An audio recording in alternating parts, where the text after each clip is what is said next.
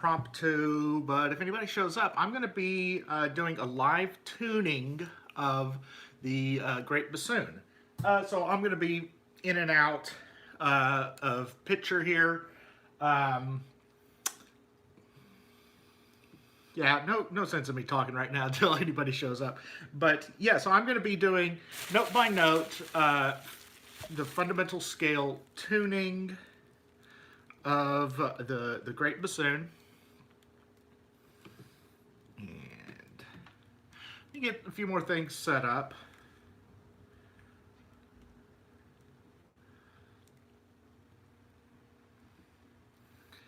I'm going to go ahead and post this around in a few places, see if people want to join. So bear with me a few minutes.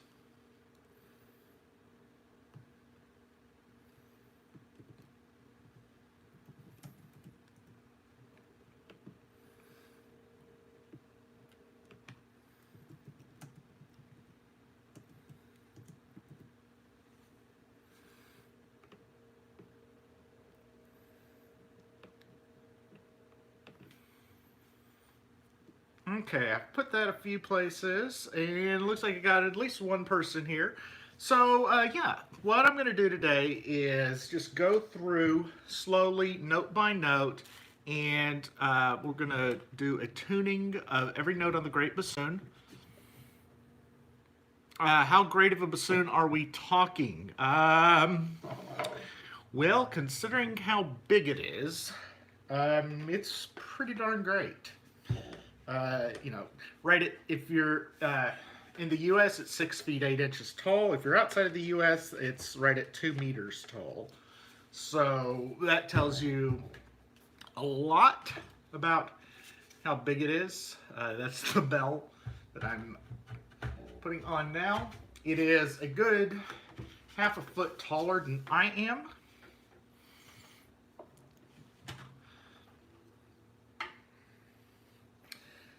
Put in the floor peg.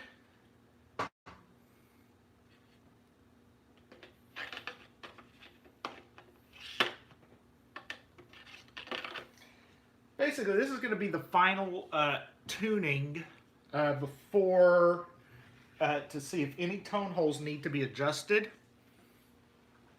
before we go into the final design of the instrument. And I've been slowly doing final design work. How heavy is it? Not very, surprisingly. With it being 3D printed, it's not that heavy. It's only, I'd say it's really close to about 5 pounds right now. No key work on it, though. Key work will double the weight easily. Okay, so I'm going to start out, and we're just going to go to open F. Open F is going to sound C. So what I want to do is I'm going to, I've got a whole bunch of modeling clay here, and I'm going to put the modeling clay on tone holes that should normally be closed. So I put one over the E flat tone hole. I'm going to grab one for the C sharp tone hole. I really think that any lower down won't make too drastic of an effect. And you know what? B flat tone hole is probably a good idea to close off as well. So that's B flat there. That's a standard closed tone hole. Now I don't think it's going to affect having the A flat tone hole open. Now let's see if the reed wants to work.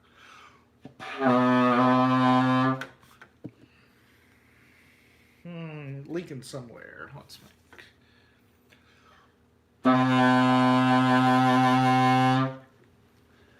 Okay, let's get my tuner here. The reed's not really wet right now. So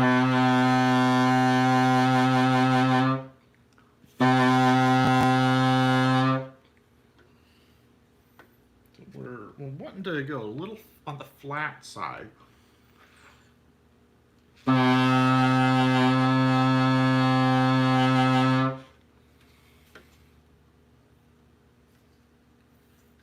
are some leaks happening, so leaks make everything go a hair sharp.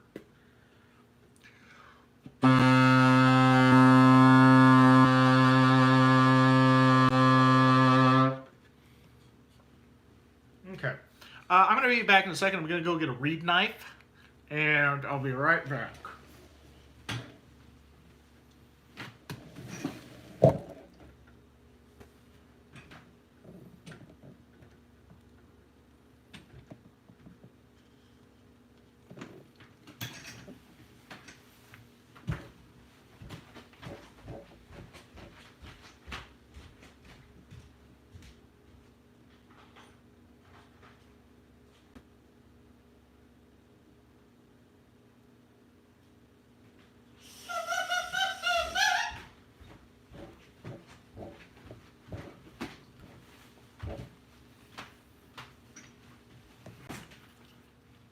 Oh, the tone quality you're hearing is not even very good right now.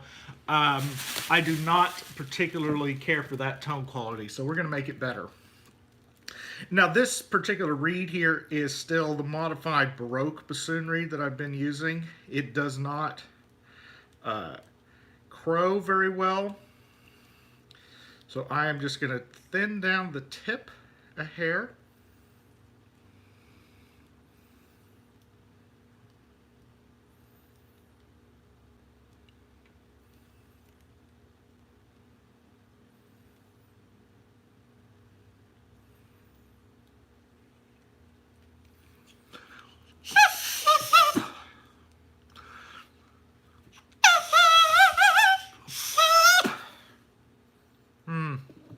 Still not liking that. So Baroque bassoon reeds are not designed to crow. They more just buzz.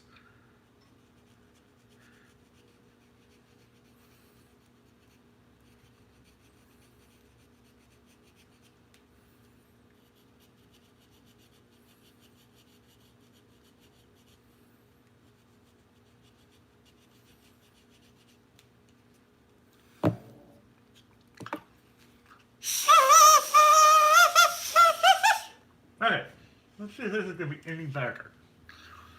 And so a crow is essentially a crow. When we say crow, it's a multiphonic is what's happening. Okay, give me a second. I got to readjust here. So a bassoon, conch bassoon reed. This is really dry. So, oh yeah, that's not even going to crow. That's been dry for months.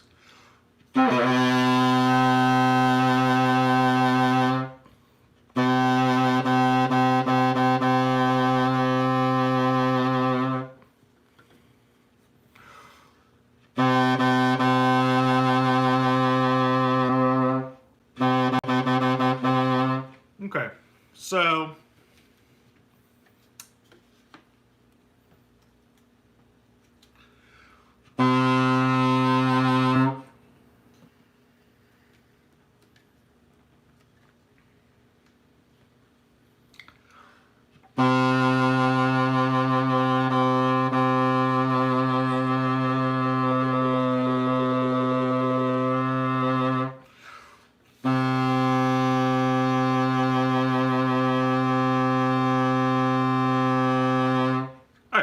I am comfortable calling that about 10 cents flat. So I'm going to F3, and let's take a look at that again.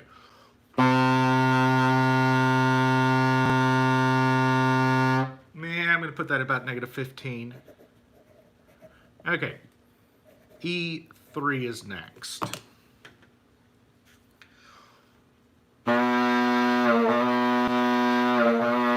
Okay, something's going on there.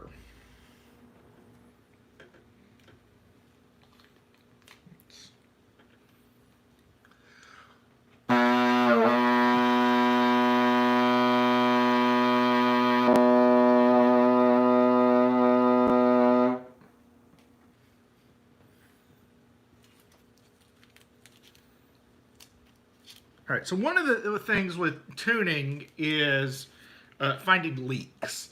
the more leaks you have in the instrument, the more the sharper it will, or the flatter it should go.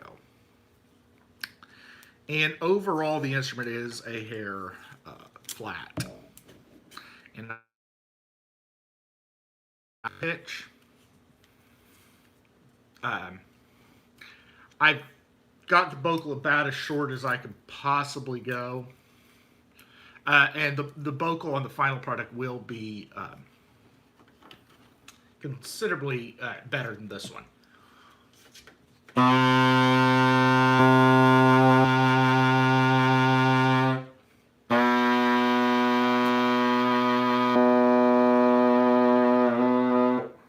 Okay, so it's that tone hole there that's bad. I will be back in a second.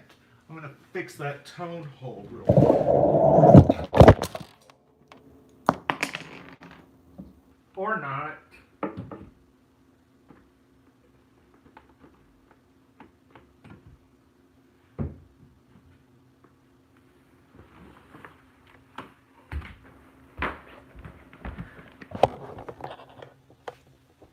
Is everybody okay? Oops.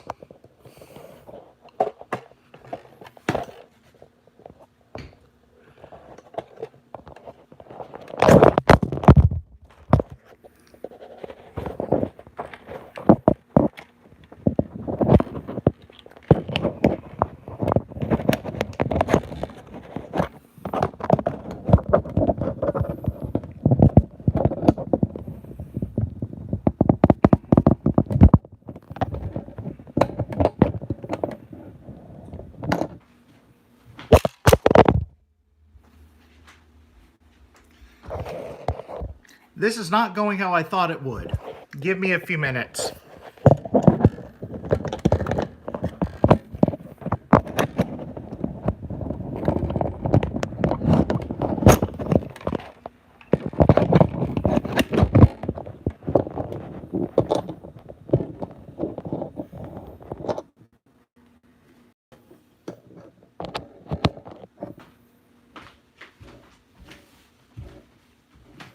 Hopefully that's better. And I'll be back. I gotta go get some tools.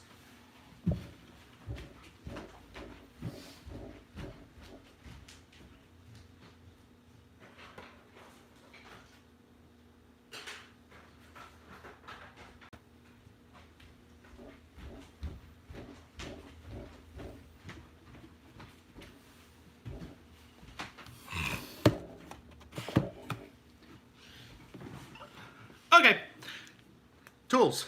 All right, so that tone hole is not great. Actually, I don't think the open F tone hole is great either. So we're going to take a look at those real quick. The actual tools I'm going to use are in the mail right now. I've got a set of reamers coming.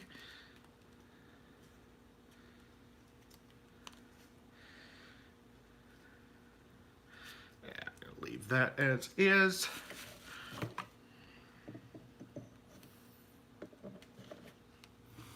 Okay, so this is just a little hand. I'm just going to open the tone hole just a hair.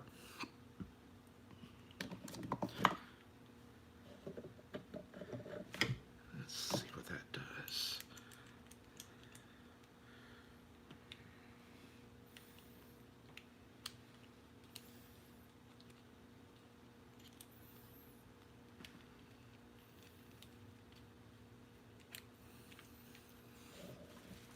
So opening up this tone hole here should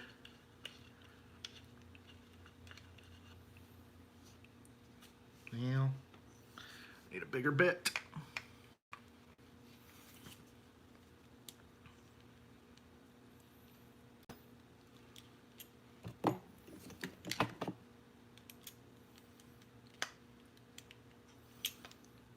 Something to think about when instrument designing is always start out with your tone holes undersized. That way you can open them up as needed. Let's see.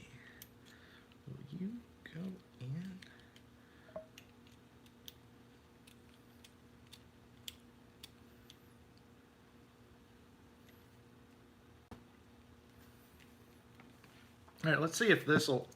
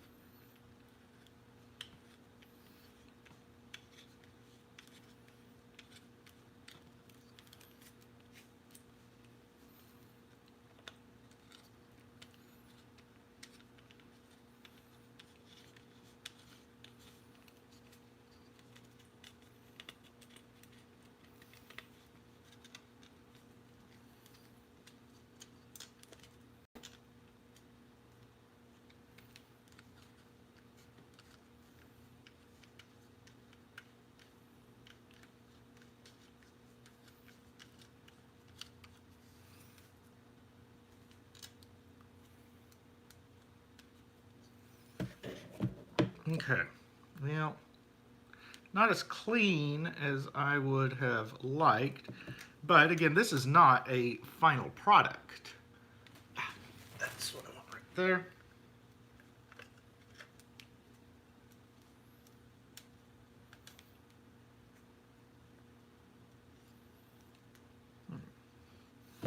Hey, if all is right with the world, that open F should be a hair sharper.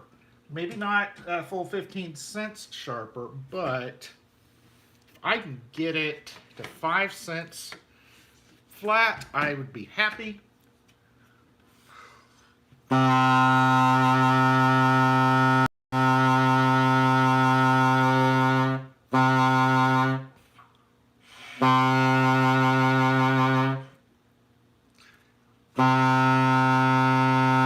I'll take 5 cents flat. I'm just now starting out, so I have just reamed out the first finger tone hole. First finger tone hole is now quite a bit bigger, so that'll be a change that Jared and I will make to the model. So that first finger.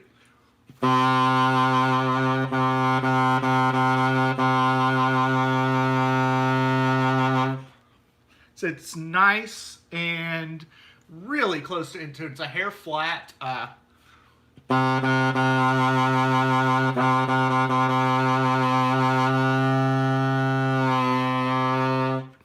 I can bring that up with voicing.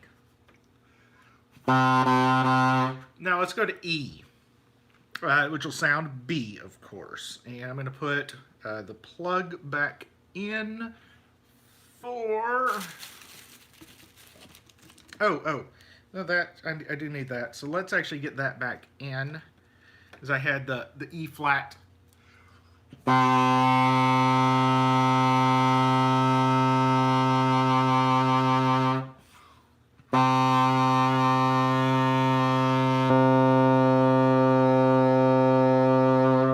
still going to call it 5 cents flat. It's a hair flatter with that key closed, but it works. All right, now to E. And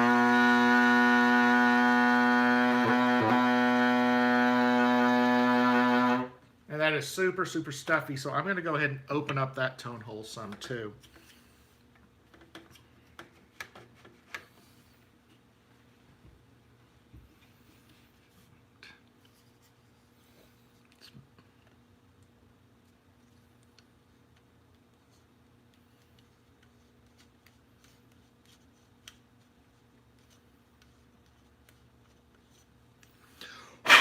So basically, I've just made that tone hole a little bit cleaner now.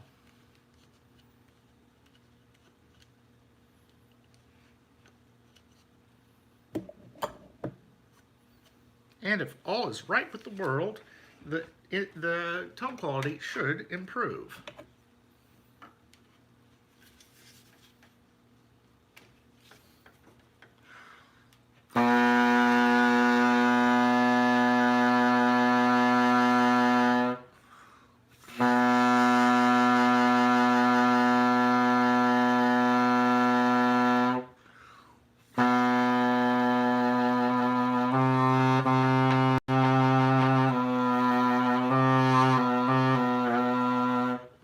I'm going to call that pretty much in tune. I can live with that. All right, starting to get water in the vocal. That is, by the way, a known design flaw of this vocal style. The final vocals will have water key in them, and they're also going to be straight bend. All right, now to E flat.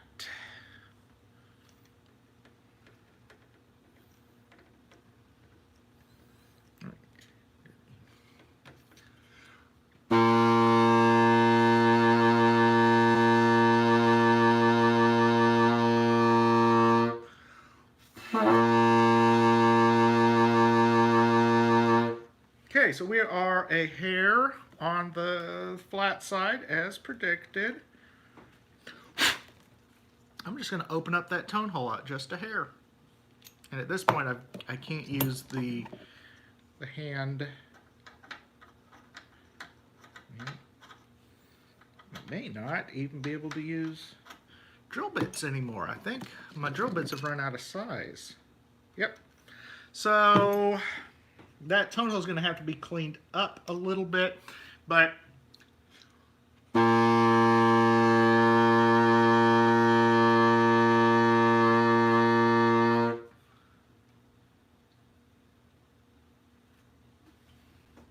the downward extension. What separates this from a Dulcian? Dulcians had wider bores.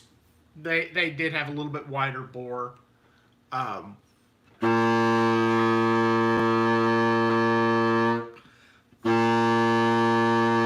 Okay, so that is reading close to 20 cents flat. So negative 20. That means that the tone hole is going to need to be moved. It can come up. That's going to be a hard move, but it can be done. Okay.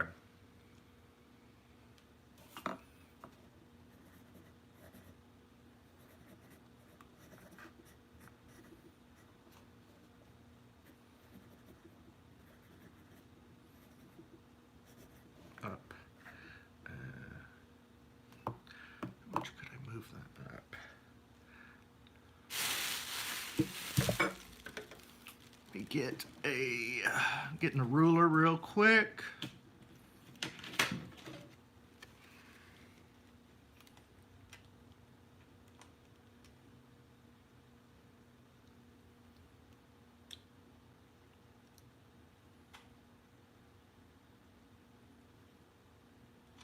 And I can move it up 5 millimeters.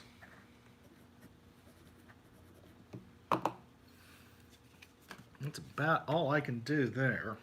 All right, so, and the tone hole is going to need to be enlarged. So move it up 5 millimeters, enlarge the tone hole by about 1 millimeter, should be good.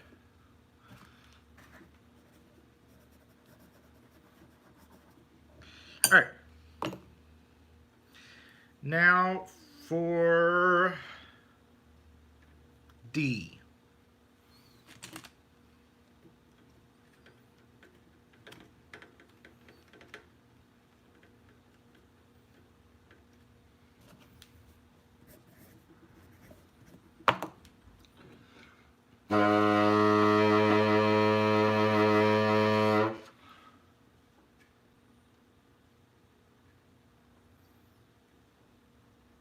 Thoughts on a Monig 208? I assume that's a bassoon. I don't know Monigs at all.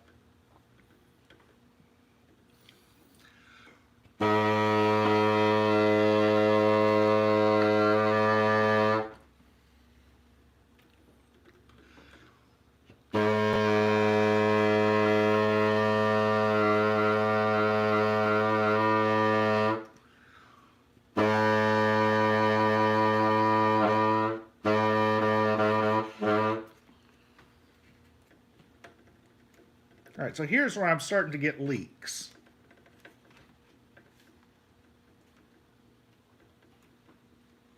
Making everything go super flat. So I'm wondering if some of the flatness on the E flat was caused by the leak. Let's go back to the E flat. Yeah.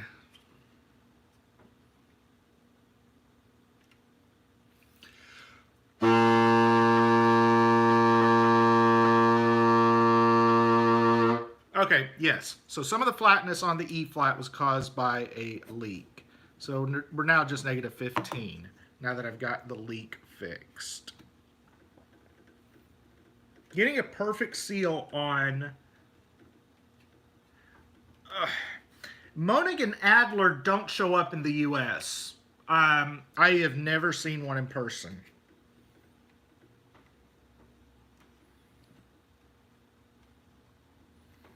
Okay. So if all is right with the world now, I should have everything on here sealed up for written written D sounding A.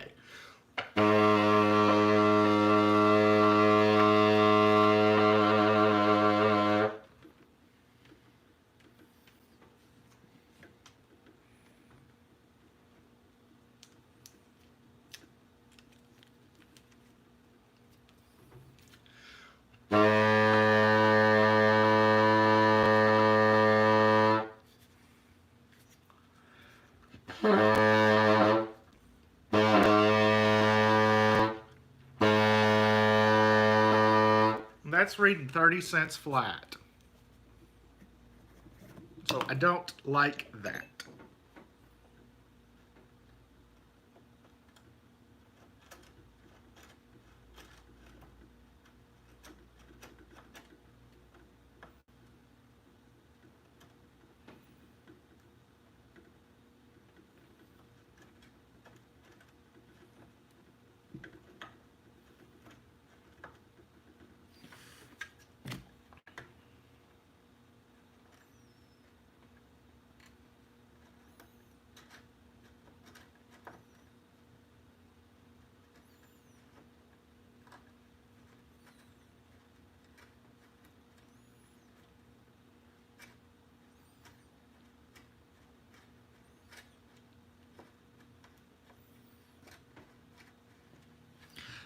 So I'm trying to ream out this tone hole here.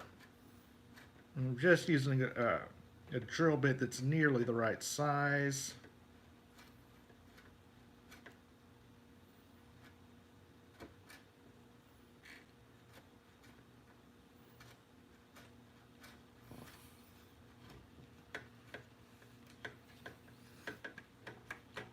Let me take this out and get a little bit different leverage on it. Okay.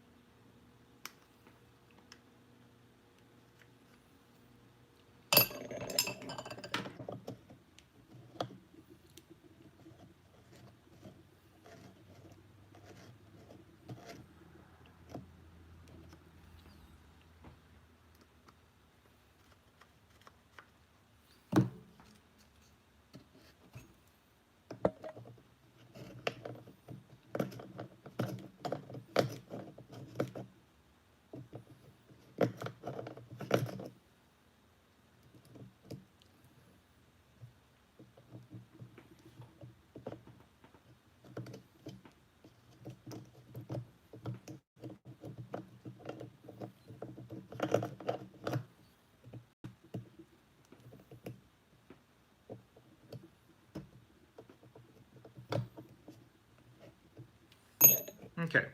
That should be reamed out adequately now. Let's see if I can get that D up to pitch a little more.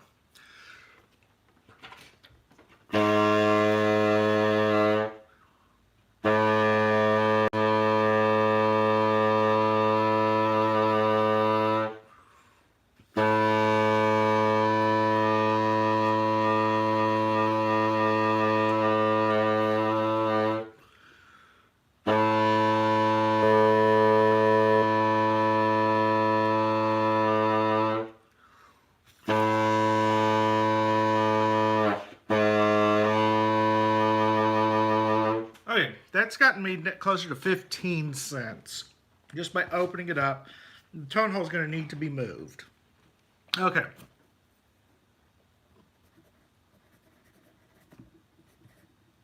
Move up. I'm going to say 10 millimeters and enlarge.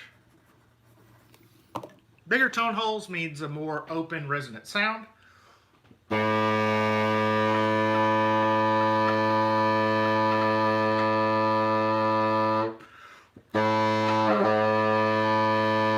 But yeah, that's putting me much closer to 15 cents now, instead of the 30 I started out with.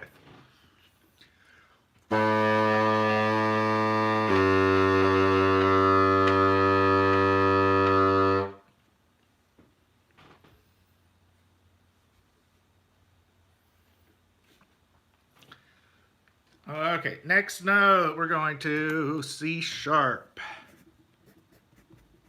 C sharp 3. Okay.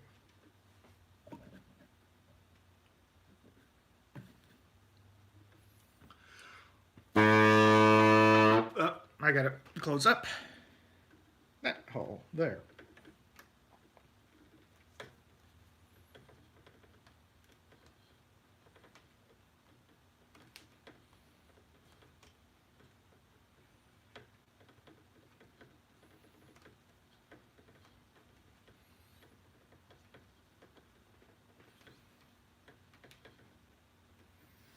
Okay.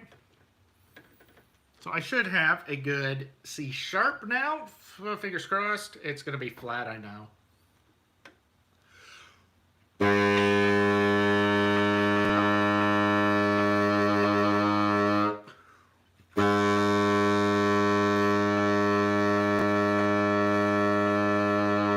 Yeah, sitting about 30 cents.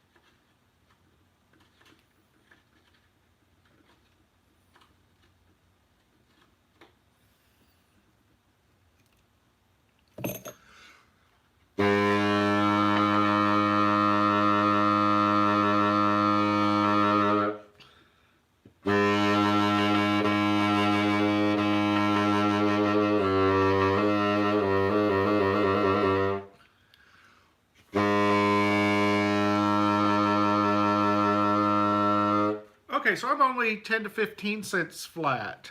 Good. Negative, I'm going to call it 10 because I can bring it up.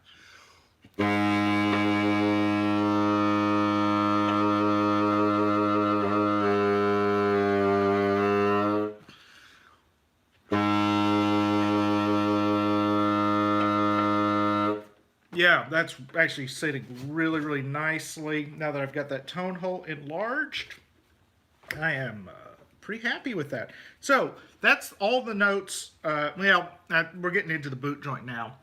And in theory, after the last revision, the boot joint should be fairly good. So yeah, that whole tone hole I think can just be enlarged a hair, probably a millimeter or so.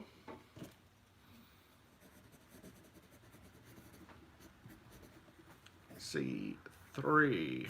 Okay, now let's get into the boot joint.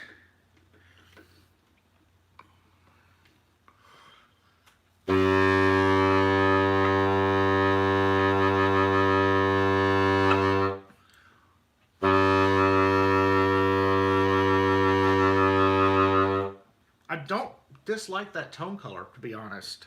The other thing I'm going to do, since I am getting into the boot joint, I do need to start closing up some of the boot joint tone holes that are normally closed. So the A flat.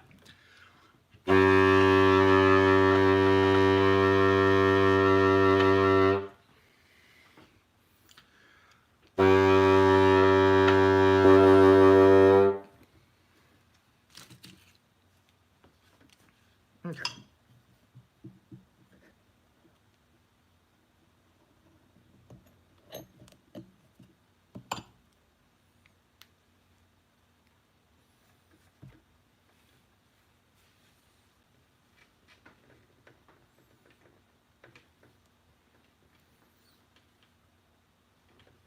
Yeah, it is really sounding, it's starting to sound like a real instrument now.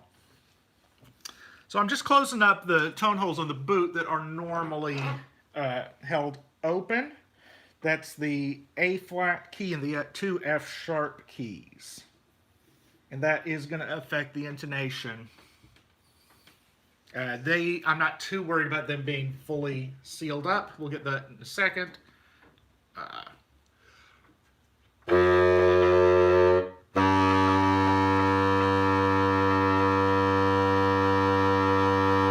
Okay, so we're running hair flat as predicted. Flat is okay. Flat can be sharpened. So I'm just going to clean up that tone hole, and that may be one of the last tone holes I can clean.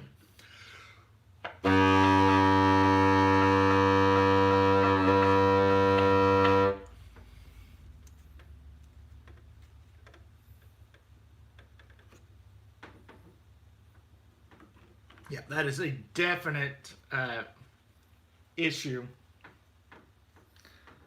Perfectly in a Barry sax sound. Yeah, maybe.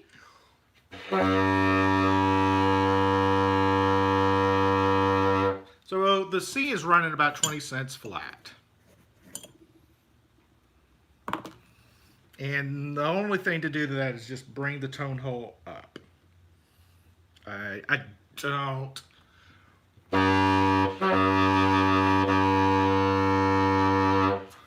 I can enlarge it a little, but it's an open hole. Up.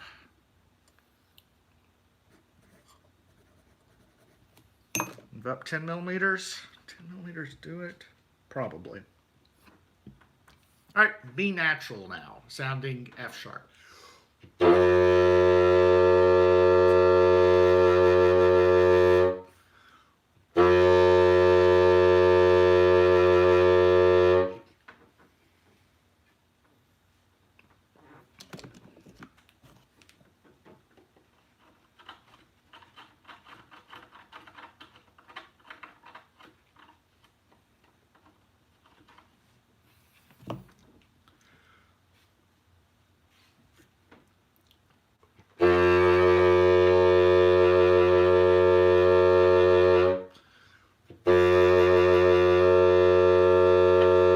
So right now it's running about 30 cents flat.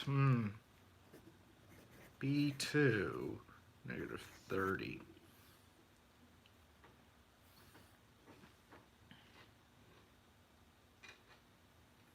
Okay, so that's moving a lot more than I thought it was going to have to move. Let's see if I've got any leaks somewhere.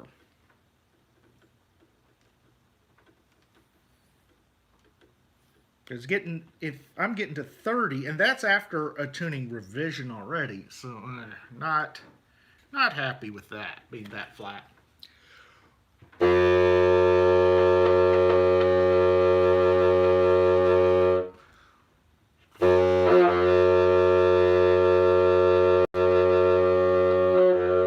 Yeah, it's super flat. And not a lot I can do other than the tone hole's got to be moved.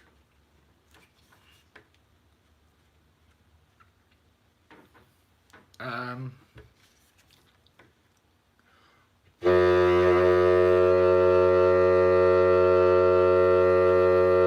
mean, I can voice it up to about 25 cents flat.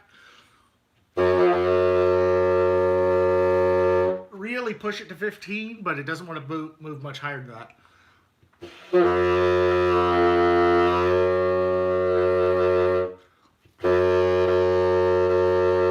Yeah, so tone hole's just going to have to move.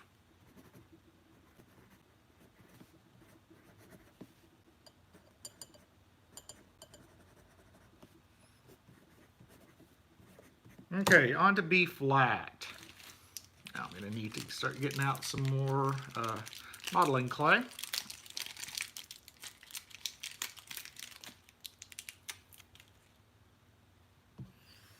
Actually, no, I don't, because I'm just going to move the B flat plug to the B tone hole. That'll work. Okay, this one I hope is more or less in tune.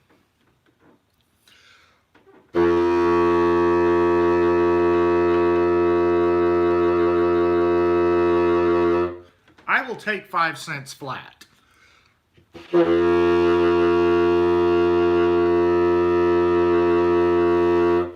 Yeah, that's -5. It's once I clean up that tone hole, it will be good to go. Let's just see what happens if I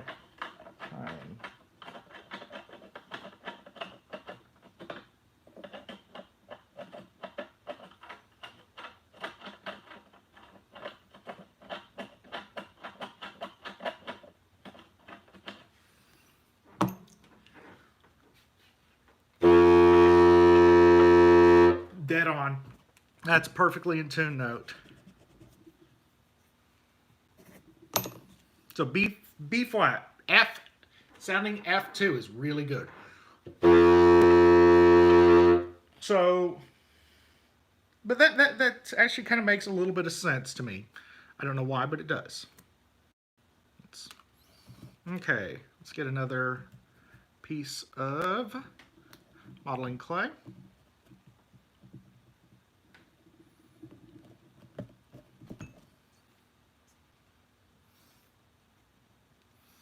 This stuff is getting really old, so I'm going to have to work it a little bit.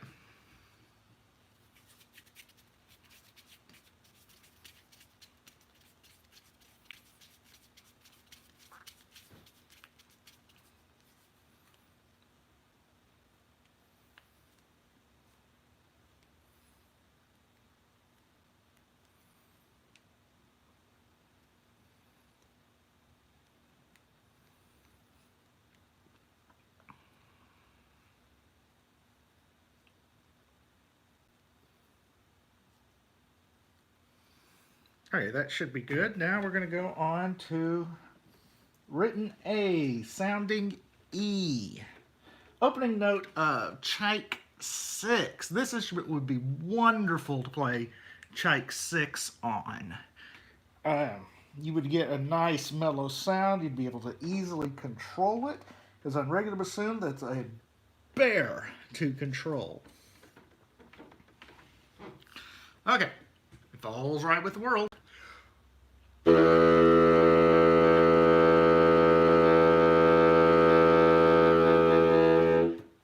We're in tune.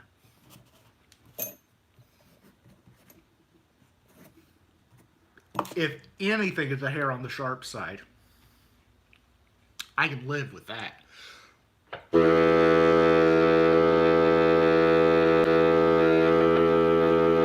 It does want to sit a little high. So I'm actually going to mark it at +5, which means that I actually, in theory, want to move that tone hole down a little bit, which actually makes sense because I think I had the tone hole for that up too high in the last revision.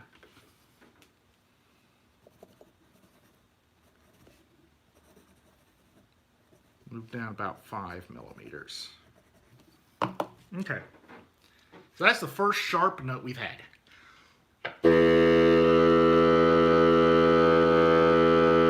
Yeah. Sharp a little bit. Okay. Next note is A flat. And last time I played this was just an absolutely gorgeous note. Played beautifully. And I hope it does the same. But who are we kidding? Every time I play this thing, it's different.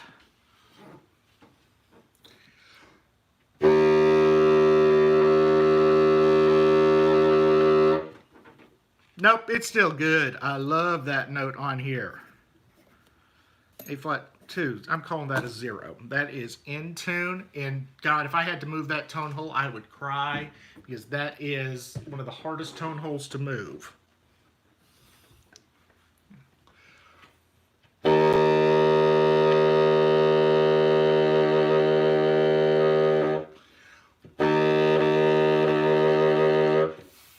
Okay.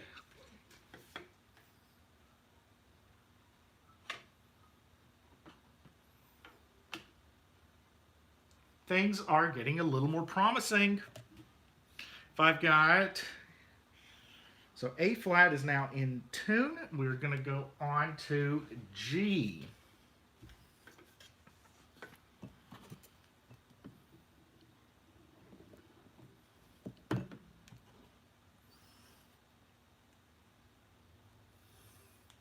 So this is the last of my original block of clay. I've got another block ready to go.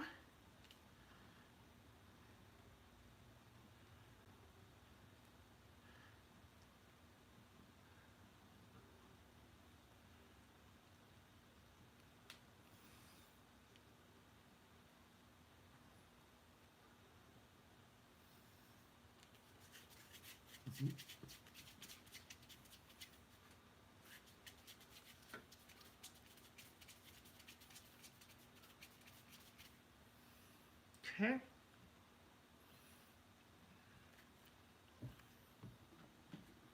It's a fourth down. It is a fourth down. So it is a giant bassoon in G or C, depending on how you think of it. You think of a bassoon as being in F, then this instrument's in C. If you think of a bassoon being in C, then this instrument is in G. Okay. That is so thick that I can split that into 2 if I don't cut a finger off.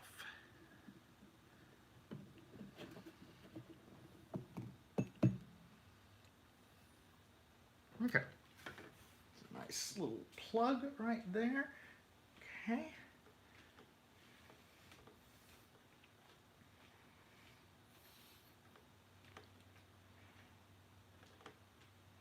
All right, so this is G. There's a chance that this note is going to be sharp.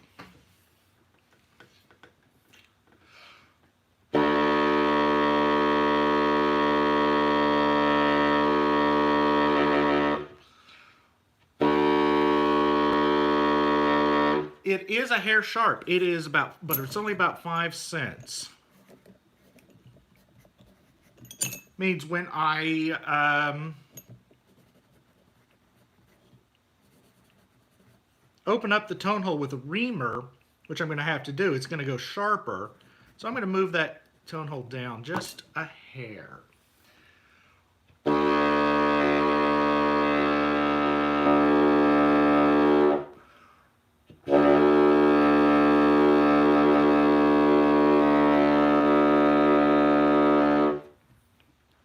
But that is surprisingly nice. So I am pretty happy with that. Actually, you do not need to make any extensions for this instrument. It is built in. This instrument already goes to low A. There's not really any need to go any lower than A. There's just not a mechanical way of doing it. Plus, with as tall as it is, getting an extension in the bell is kind of pointless. Okay. Now, F sharp. This note I predict to be quite a bit flat. And if it is, I've got some room to play with it. Okay. This should sound a C sharp.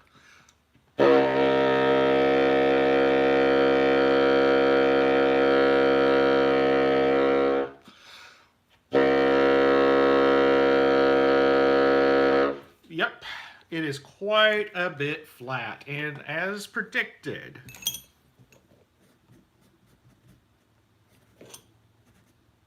about 30 cents flat. I wonder if I can open up that tone hole. Now this note is particularly interesting in that it does have a double tone hole.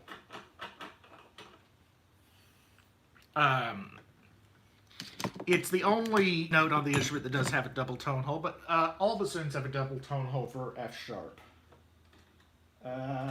Yep, I don't have a bit that'll do that.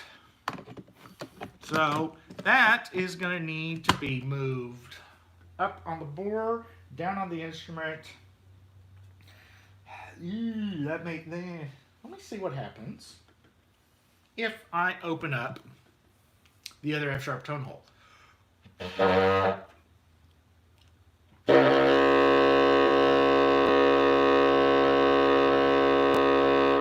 Interestingly, having both F sharp tone holes brings it in tune.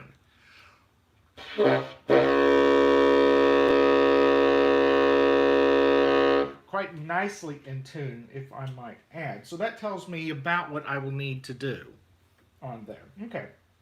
So that is super, super flat, but it's about where I expected that to be. And what I will probably end up doing is have them tuned slightly differently. Have one be a little flat, one be a little sharp. And I may try and get that into the design. Okay, next note is going to be low F, sounding C.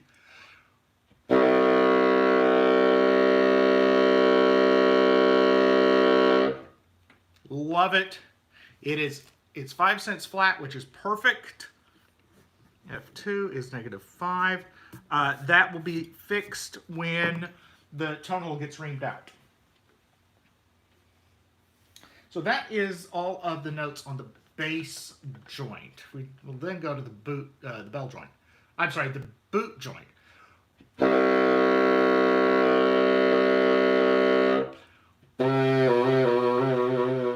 And I've got everything closed, so it's going to sound like pants.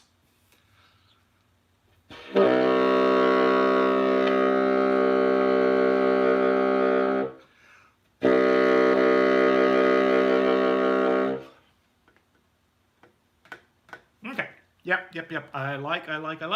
Okay, let's go now to the bass joint, which means I'm going to have to open up a new block of modeling clay.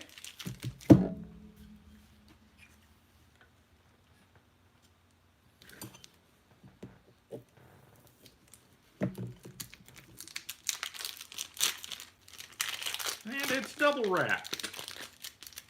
Why are you double wrapped?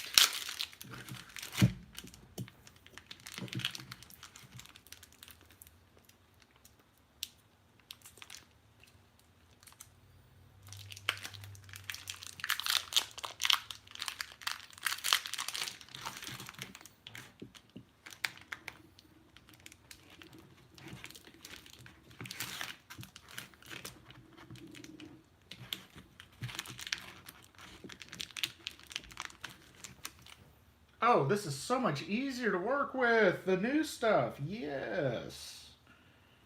Okay, now on to low E, covering up what would be the pancake key.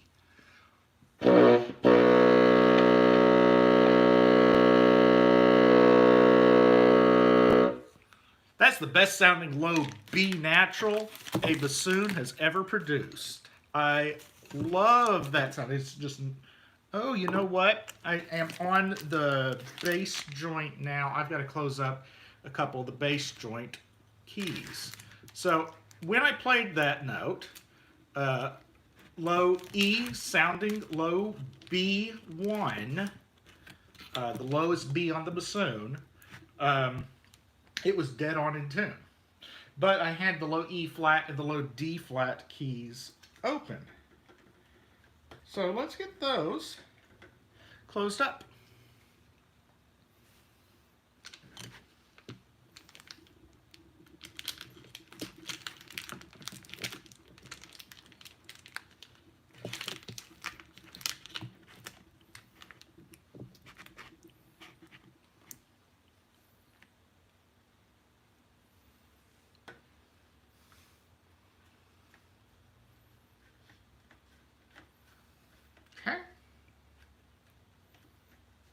all closed up now. So let's see if that's, I bet it's going to be a hair flatter. Flatter.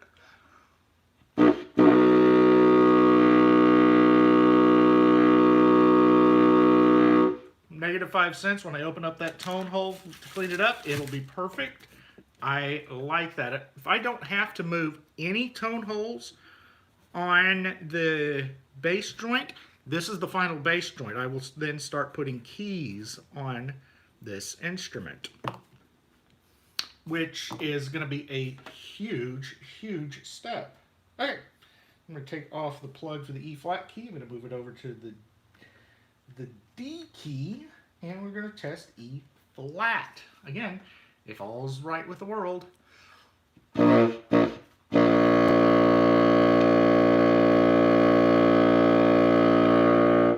It would be 100% in tune.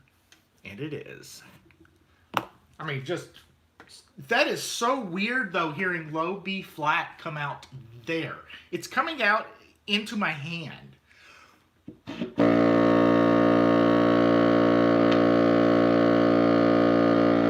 So I can feel the rush of air hitting my hand. So, yeah, that is absolutely wonderful, beautiful, perfect. I love it. E2, E flat 2, D2.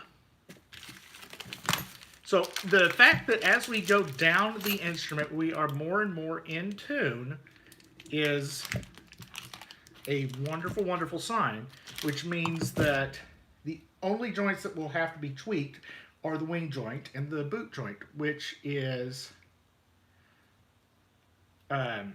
expected. Okay.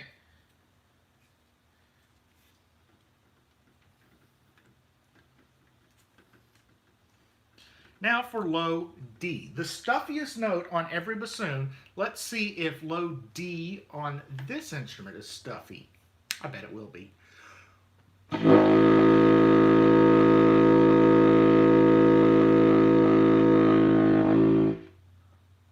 Oh, there is a weird feeling to that note.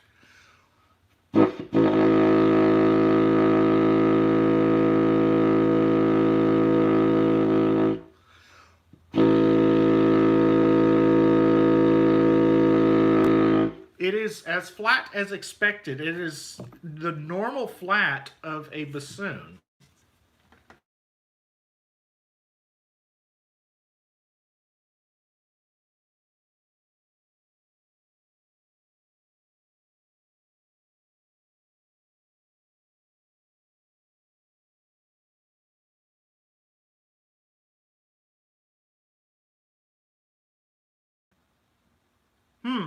If you saw something weird, evidently my phone just started ringing. I don't even know who it was. It's probably spam.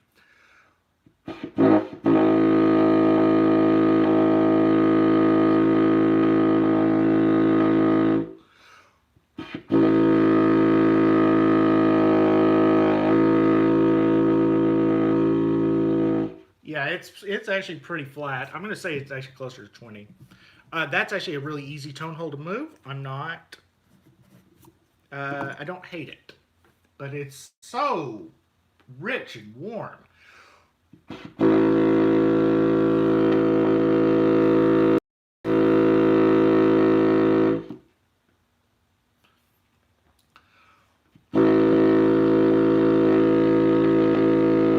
Yeah, I'm gonna go back to that 15. Yeah, now that I can voice it better. And that's one thing with this instrument is I don't know how to play it. Nobody knows how to play it.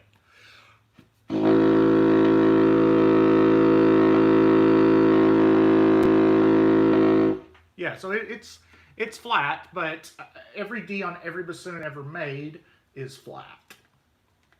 I would love to fix that. Okay. Okay, next thing. All right, so the tape on there got wet, so I got to replace it.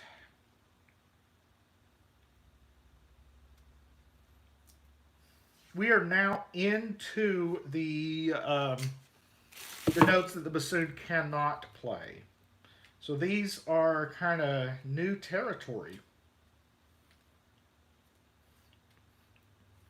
So that low A there is the first note that a standard bassoon cannot play.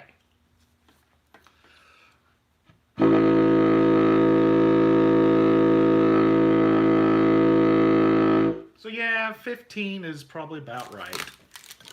Okay. Now we're going to go on to C sharp, which means I'm going to just take this plug off the C sharp tone hole and put it in the C key, D tone hole. Okay? And this one should be okay.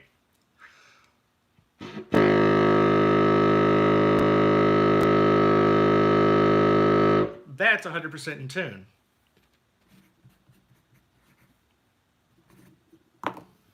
So if I only have to move one tone hole on the bass joint, I am going to be super, super happy. I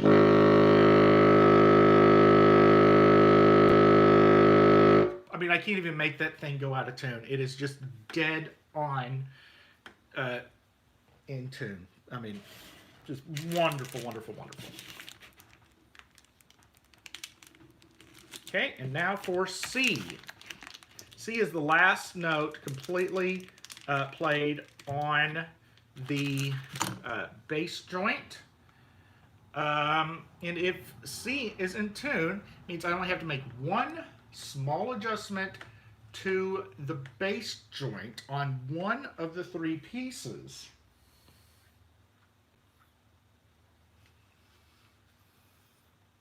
And I won't actually have to adjust any of the mechanics because of, so I won't even have, I'll just have to move one hole and no posts.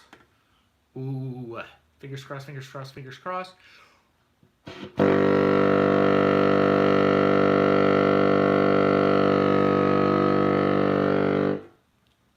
Yes, it is in tune.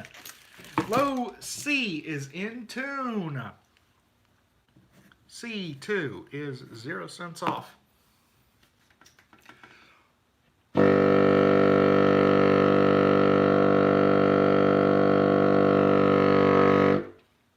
And I really like that tone color. I really do. Yeah, yeah. Okay, now to the bell. Which means I got to close up the low C tone hole, low B key.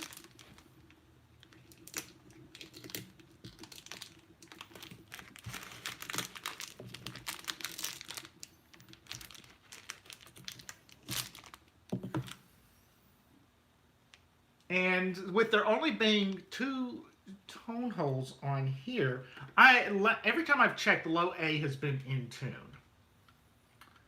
Which means the length of the instrument is correct. So I've only got a couple more notes to check. Here's low B natural, first note that's going to come out of the bell.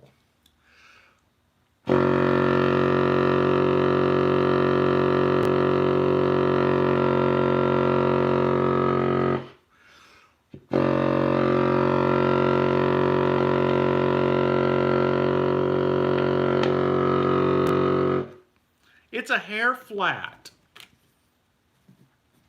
B1 is about 10 cents flat. I think by just reaming out that tone hole up there, though,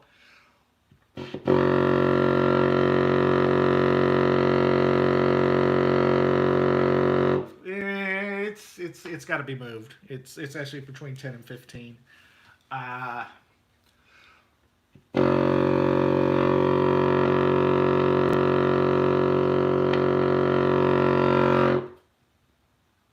But it's such a great sound down there. So this is the first time I've ever actually been happy with the sound of the instrument. And it's only going to get better from here as we develop this instrument more and more. Okay, so the low B is flat. That tone hole will need to be moved, so I'm going to have to reprint the bell. I'm actually going to call it 15. It's going to need to move quite a bit. Okay, now it's a low B flat. Lowest written standard note of a bassoon. This is going to sound low F1. And again, if all is right, this should be fairly close to in tune.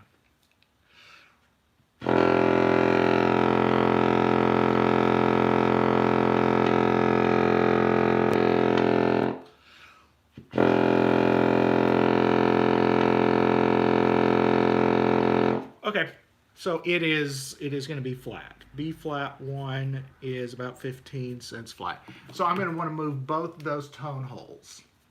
Not a huge deal.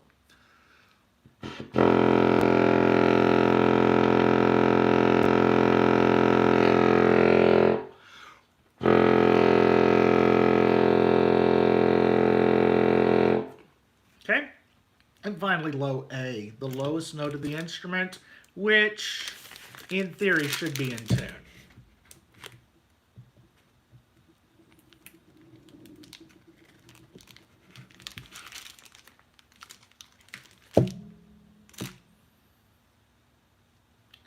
In theory.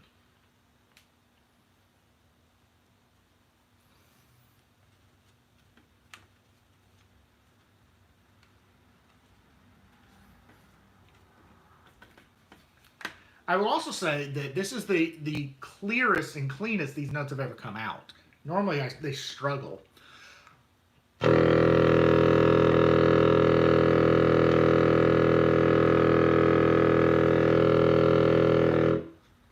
Dead on in tune. Perfect. Okay. So that tells me a lot. So by far the best joint for tuning wise is the bass joint. Only one note needs to be adjusted, and that is the low D, an expectedly flat note. I move one tone hole, no post, and that joint is good, and I can start putting key work on it. Being able to put key work on is going to be a huge thing. Means I can start. I can reprint the upper and the lower part of the bass joint. The middle part's got to be remodeled, but again, not a biggie there. That can be done. The bell, both tone holes do need to be moved down the bore a little bit. The wing and the boot both need extensive remodeling, though. They are considerably flat for quite a bit, though the boot is pretty good except for a couple notes. The F sharp, namely. But there are some really solid sounding notes on it. I think that this is definitely as close as we've ever been on the Greatbassoon. Yeah,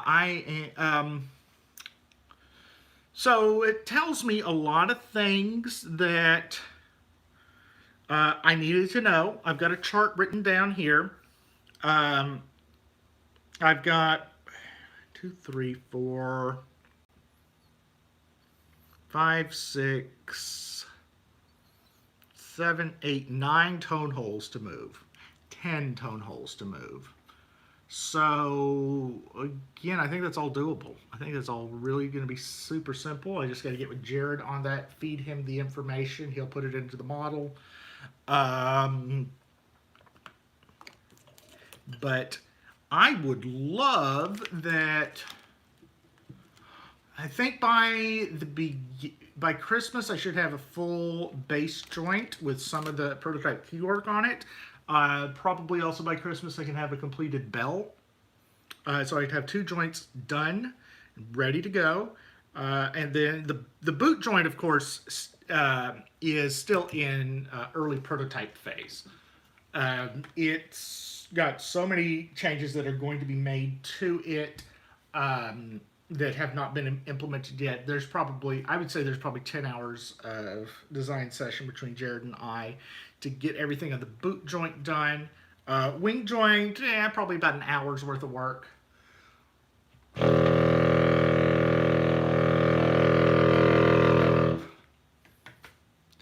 Yeah. This is the first time it actually, in my hands, feels like a real instrument that is really going to work. That is super, super exciting. Um, but yeah, there are things I see as I'm working on this, things that definitely are going to get improved on. Um, one thing you can see in the shepherd's crook here is going to get a little bit of a redesign. This is actually going to be a removable piece. Um, because what's turned out is gluing these two parts together is super, super difficult. We're just going to make it as a corked tenon here, and I'd actually like to put a little thing that will kind of cradle the base joint here so that it doesn't, see how wobbly this is? I don't like this. I'd rather it not do that. So we'll be able to get that modeled in pretty easily. But overall, this instrument is sometime next year. Sometime next year, I'm going to have a playing prototype. I'm going to be able to record the part for Symphony 3. And then from there, I have some ideas for projects. One of them is I would love to try and do a solo CD of works for the Greatbassoon. And just, commission works, see what we can do, and actually getting people interested in the instrument. But we'll see. But anyway, I'll stick around for another couple minutes. But I've got the data I need, and I'm really happy with that data. It tells me a lot of things that I need to know, and it means that we can progress to final model very, very quickly. The bassoon ensemble is getting more interesting each year. I would agree there. For the longest time, orchestras have and bands have only had bassoon and contrabassoon. And, all the other instruments had, fun stuff. Altos and tenors and big basses and little basses, and bassoon's kind of always been left out. I'm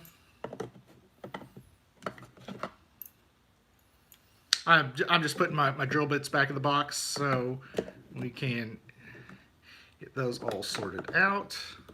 Missing one somewhere. That's fine. It's a small one.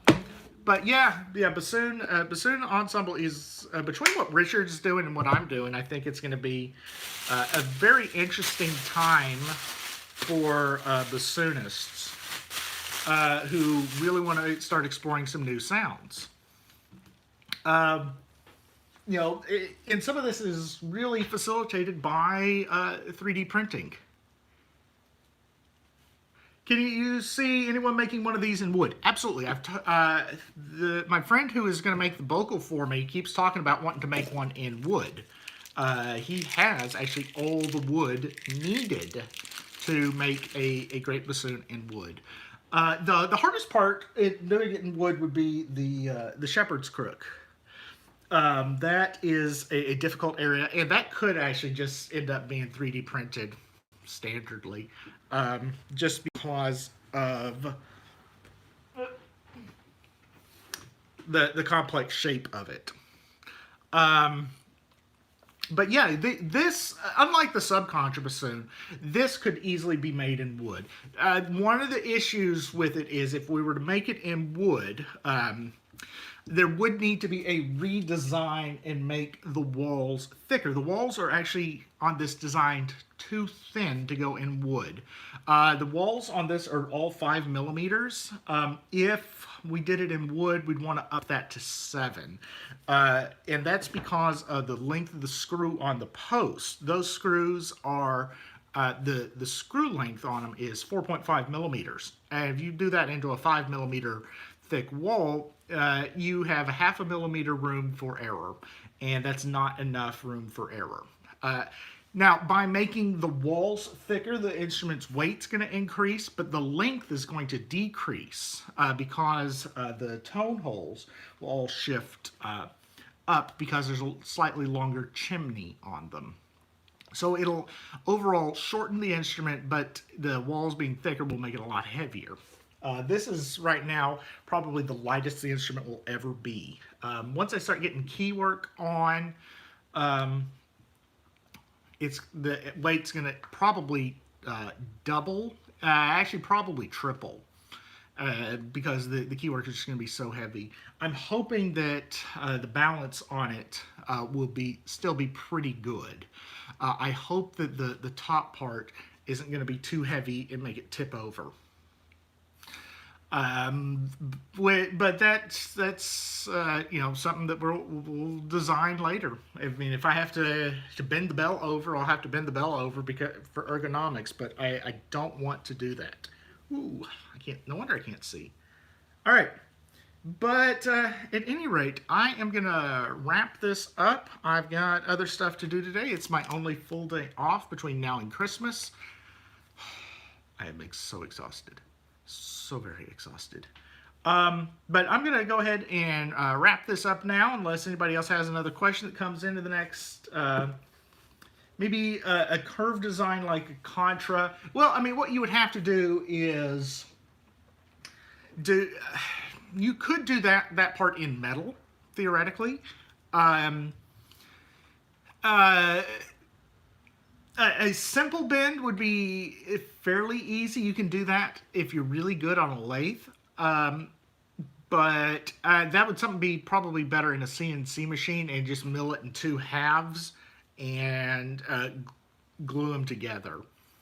That it's a real complex shape though. So yeah, but who knows? Anyway, guys, I am gonna hop off, and we'll talk to you later. Thanks for sticking with me on this one.